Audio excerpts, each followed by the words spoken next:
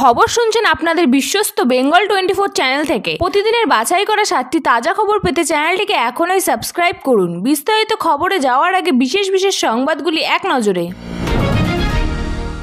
সনাতন হিন্দু ধর্ম খারাপ, মমতার গন্ধধর মন্তব্য নিয়ে চরম হুঁশিয়ারি শুভেন্দুর। পুজো দিয়ে ফেরার পথে ভক্তদের ওপর ছোড়া হলো পাথর, জখম মহিলা পুণ্যার্থীরা। মৃত্যু কুম্ভ বলেছিল, আজকে বলেছে গন্ধধর্ম। হিন্দু এলাকায় তৃণমূলকে নিষিদ্ধ করার ডাক শুভেন্দুর। রামনবমীর পোস্টারে ঢাকলো ডেঙ্গি প্রতিরোধের ব্যানার, রাজ্যের রাজনীতিতে নয়া বিতর্ক। ওনার কাছে কি সনাতন ধর্ম বাজে ধর্ম? হিন্দুদের টার্গেট করার মমতার ভিডিও পোস্ট করে আক্রমণ মালদার।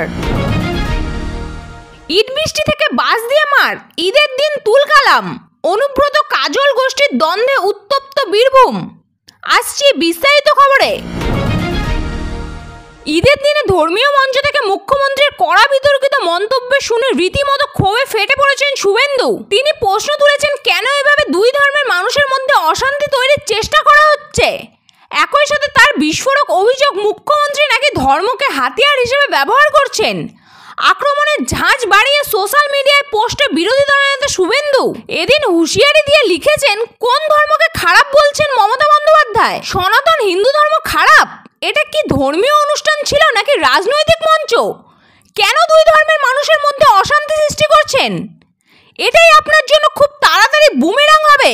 সোমবার সকালে রেড রোডে পৌঁছে স্বভাবসিদ্ধ ভঙ্গিতে মুখ্যমন্ত্রী বললেন, আমি হিন্দু, আমি মুসলিম, আমি শিখ ও দিন শেষে আমি একজন ভারতীয়।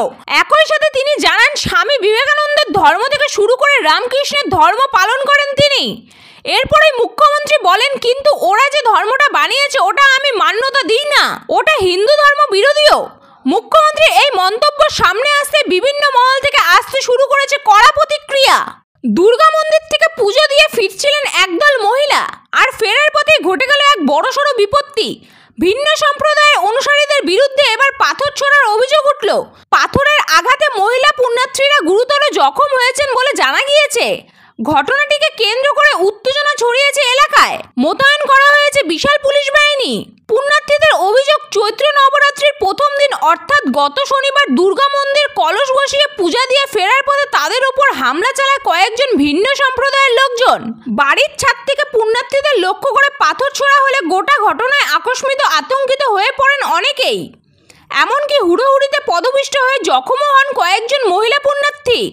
একাধিক রিপোর্ট দাবি করেছে, গ্রামের বাসিন্দা মোহাম্মদ আলাউদ্দিনের বাড়ির ছাদ থেকে ঘটেছে এই পাথর ছোড়ার ঘটনা।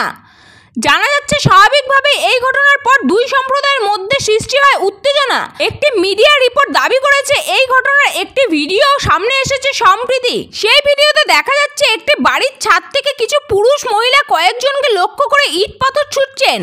মুখ্যমন্ত্রী মমতা বন্দ্যোপাধ্যায়ের গন্ধধর মন্তব্যের পাল্টা ফুঁসে উঠলেন রাজ্যের বিরোধী দলনেতা শুভেন্দু অধিকারী। আগেই এক্স হ্যান্ডেলে এই নিয়ে সুর চড়িয়েছিলেন তিনি। কোন ধর্মকে নোংরা ধর্ম বলছেন মমতা বন্দ্যোপাধ্যায়? প্রশ্ন ছুড়েছিলেন নন্দীগ্রামের বিজেপি বিধায়ক। এবার হিন্দু এলাকায় তৃণমূলকে নিষিদ্ধ করার ডাক দিলেন তিনি। সোমবার রেড রোডে ঈদের মঞ্চে মিনিট 10 বক্তব্য রাখেন মুখ্যমন্ত্রী। সেখানে দাঁড়িয়ে তিনি বলেন, আমি রামকৃষ্ণ বিবেকানন্দের ধর্মকে মানি। এই ভুয়ো রাজনৈতিক দল জেনে শুনে একটা নোংরা ধর্ম বানিয়েছে, সেটা আমি মানি না। ওরা হিন্দু ধর্মের বিরুদ্ধে। মমতা এই গন্ধধর মন্তব্যের পাল্টা ফুঁসে উঠলেন রাজ্যের বিরোধী দলনেতা। এদিন একটি কর্মসূচিতে যোগ দিয়েছিলেন নন্দীগ্রামের বিজেপি বিধায়ক। সেখানে সাংবাদিকদের মুখোমুখি হয়ে তৃণমূলকে সাফ করার হুঙ্কার দেন তিনি। আগামী 6 এপ্রিল রামনবমী, এই নিয়ে সরগরম রাজনৈতিক মহল। এবারে রামনবমীতে 1 কোটি হিন্দুকে পথে নামার আহ্বান জানিয়েছেন রাজ্যের বিরোধী দলনেতা শুভেন্দু অধিকারী। সেই সঙ্গে অস্ত্র হাতে মিছিলের হুঁশিয়ারিও দেওয়া হয়েছে। এই আবহে দেখা দিল পোস্টার বিতর্ক। রামনবমীর পোস্টারে ঢাকলো কলকাতা পুরসভার ডেঙ্গি প্রতিরোধ ব্যানার। সম্প্রতি উত্তর কলকাতার একাধিক জায়গায় রামনবমীর পোস্টার পড়তে দেখা গিয়েছে। সেখানে শ্রীরামের ছবির পাশাপাশি প্রধানমন্ত্রী নরেন্দ্র মোদী ও রাজ্যের বিরোধী দলনেতা তথা নন্দীগ্রামের বিজেপি বিধায়ক শুভেন্দু অধিকারীরও ছবি রয়েছে। নিচে লেখা, শুভেন্দু অধিকারী সভাপতি, শ্রী শ্রী শঙ্খানন্দ জগন্নাথ মন্দির, মেচেদা, পূর্ব মেদিনীপুর। ইতিমধ্যে এই নিয়ে শুরু হয়েছে রাজনৈতিক তরজা। বিষয়টি নিয়ে মুখ খুলছেন রাজ্যের পুরমন্ত্রী তথা কলকাতার পুরসভা মেয়র ফিরহাদ হাকিম। তিনি বলেন, এখন দেখছি ওরা একটা নতুন ইস্যু তৈরি করছে, সাম্প্রদায়িকতার ইস্যু। কিন্তু এটাতে এখন খুব বেশি লাভ হবে না, এভাবে ভোট পাওয়া যায় না। মোথাবাড়ির হিংসার ঘটনায় উত্তাল বাংলা। এরই মাঝে রাজ্য জুড়ে উঠে আসছে একের পর এক হিংসার ঘটনার দৃশ্য। সদ্য এমনই দুটি গ্রামের হিংসার ঘটনা তুলে ধরেছিল অমিত মালব্য, আর এক্ষেত্রে টার্গেট হচ্ছেন রাজ্যের সংখ্যালঘু হিন্দুরাই। এবার এই ইস্যুতে নীরবতা ভাঙলেন রাজ্যের মুখ্যমন্ত্রী। আজ ঈদ উপলক্ষে একটি ধর্মীয় মঞ্চ থেকে মুখ খুলেছিলেন খোদ রাজ্যের মুখ্যমন্ত্রী মমতা বন্দ্যোপাধ্যায়। তারই একটি দৃশ্য সোশ্যাল মিডিয়ায় তুলে ধরে সরব হয়েছে বিজেপির আইটি সেলের প্রধান অমিত মালব্য। হিন্দুদের বিরুদ্ধে সাম্প্রদায়িক দাঙ্গার এই ইস্যুতে ইতিমধ্যেই রাজ্য জুড়ে সরব হয়েছে বঙ্গ বিজেপি নেতৃত্ব। এবার আরও ঝাঁঝ বাড়ালো গেরুয়া শিবির। এদিন মুখ্যমন্ত্রী একটি ভিডিও পোস্ট করে বিস্ফোরণ ঘটালেন অমিত মালব্য। ভিডিওটিতে দেখা যাচ্ছে ধর্মীয় মঞ্চ থেকে ভাঙ্গা হিন্দিতে মুখ্যমন্ত্রী মমতা বন্দ্যোপাধ্যায় বলেন, একটা জুমলা পার্টি ইচ্ছে করে বাজে ধর্ম বানিয়েছে, আমি সেই ধর্ম মানি না। কেউ দাঙ্গায় প্ররোচনা দিলে সেই ফাঁদে পা দেবেন না, এগুলো সব চক্রান্ত, এতে পা দেবেন না। বাংলায় দাঙ্গা হলে রাষ্ট্রপতি শাসন দাবি করে, মণিপুরে কি হলো, উত্তরপ্রদেশে বিহারে কি হলো? আগামী বছর রাজ্যের বিধানসভা নির্বাচন, কিন্তু তার আগে বারবার শিরোনামে উঠে আসছে বীরভূম। সেখানে তৃণমূল ভার্সেস তৃণমূল পরিস্থিতি অস্বস্তি বাড়াচ্ছে শাসক দলের। ঈদের দিন যেমন ফের একবার সংঘাতে জড়ালো অনুব্রত মণ্ডল এবং কাজল শেখের গোষ্ঠী। এই ঘটনায় জেরে আহত হয়েছেন একাধিক। গত বছর গরু পাচার মামলায় জামিন পেয়ে বাড়ি ফিরেছেন অনুব্রত মণ্ডল।